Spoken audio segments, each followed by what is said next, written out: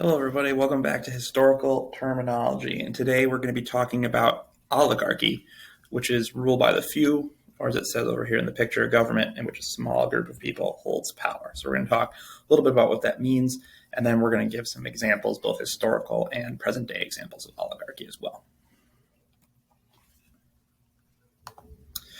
So a definition, just to kind of expand on what I said on the title slide, right? Oligarchy is the rule of a country, organization, or institution by a small group of people. Now, small is relative, right? It can be 3 people, it could be 10 people, right? It just depends on what you consider small. The group of people are oftentimes distinguished by certain characteristics, like they might be noble, or they might have a celebrity status or wealth. They might be part of a corporation. They're religious. They're part of the military, right? All these different characteristics could be a part of this oligarchic definition.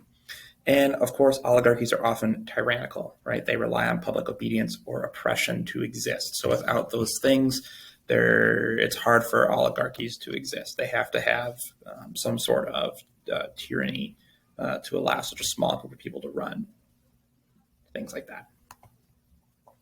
So let's talk about historical oligarchies. We got a picture of apartheid boycott sticker on here because we're going to talk about apartheid a little bit. South Africa, under apartheid was a racial oligarchy. The minority white population ruled over all of the non-white peoples, and they instituted all those harsh rules and regulations over people's race and identity. And under apartheid, a race-based policy, right, based around white supremacy was utilized to oppress those who were not of the white minority, right? So that we've got a minority group ruling over a majority, and that is considered oligarchic. Another example is Rhodesia, which is the predecessor to Zimbabwe.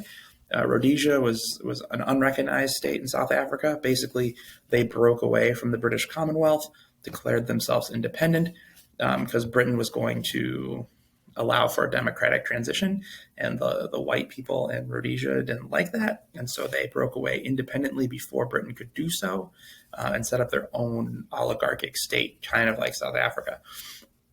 So it was founded unilaterally, and they were trying to subvert the democratic process to maintain white minority rule, which Britain was not going to let happen. They were going to allow the people of the area govern themselves. Rhodesia was thoroughly embargoed by the UN and England, and then it eventually dissolved. It became Zimbabwe in the late 70s, early 80s. Now let's talk about some modern oligarchies. I hope you like this picture here. We'll talk about this in a second, but it's a pretty good indicator of part of what we're going to talk about. The first one, though, we're going to talk about, slightly different, is the Russian Federation. After the collapse of the Soviet Union and the rapid privatization of their economy, there was a rise of oligarchy in Russia. And basically, these were the people who owned all these extremely large companies that had once been nationalized, but they had now become privatized. And so the people who were running them and in charge of them were just basically handed the reins of some incredible power. And so these oligarchs own the petroleum, natural gas, and metal companies that provide Eastern Europe with power. So they have a lot of influence and sway. I mean, they're all some way connected to the Russian president, Vladimir Putin, and they have some influence over how policy and government is run in Russia. And there's a lot of spectators, really, who say that Vladimir Putin's main job as president is to arbitrate between these oligarchs and make sure that they're not messing things up for the nation. So really, he's kind of like a mediator for these oligarchs, and he's kind of like the middleman that keeps them in check. So the Russian Federation is most certainly an oligarchy. Now, there's also a case that the United States is currently an oligarchy as well. You can see, right, in the current political system within the United States, the financial elite and the top 1% have kind of recreated the financial oligarchy of the late 19th century, right, where the rich and powerful ran the nation. And unlimited political spending and this unregulated lobbying have created this, what's called the donor class. These incredibly highly influential people who use their money to influence government policy. And these policies oftentimes go against what the majority of Americans want. We're talking about policies that are favorable to the rich and the fanciful and not to the average everyday American. And so because of the Citizens United ruling, former President Jimmy Carter called the U.S. an oligarchy with unlimited political bribery. Basically, what he's saying, though, is like because of Citizens United and the ability for individuals to spend as much money as they want on political elections, the government is run by these donors instead of and they cater to their interests instead of the people's interests.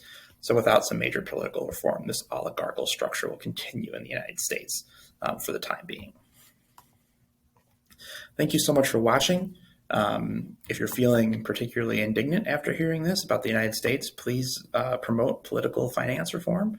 Call your representatives. If you should search contacting your representatives, you can find this site. It's the house.gov website where you can find who your representative is and how to get a hold of them. Go ahead and call them, email them, let them know that you want political election finance reform.